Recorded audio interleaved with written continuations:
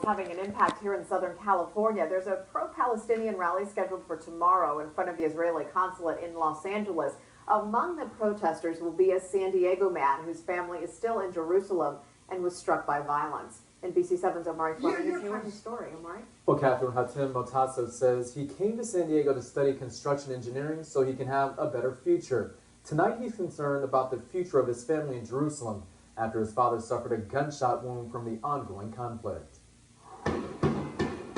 Palestinian protesters hurling rocks today at Israeli forces who responded by firing tear gas canisters. Yes. You're seeking asylum. Hatem Motassab escaped the violence of East Jerusalem 4 years ago.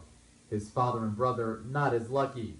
Tuesday, he says his mother called telling him a drive to the market ended with his father being shot in the back of the head by a stray bullet. These are pictures of Hatem's father in the hospital, bandaged and bloodied, and doctors checking on his brother's head after he was injured by shattering glass. For me, being thousands of miles away from back home, it was really hard to hear about it and not be able to be with them. 8 Israelis killed in this latest wave of violence and stabbing and shooting attacks, according to NBC News. 31 Palestinians killed, including 14 identified by Israel as attackers. It's an military occupation in the Palestinian lands, an ongoing ethnic cleansing and oppression of the Palestinian people, and it should stop soon. Michael Letwin is a member of Jews for Palestinian Right of Return.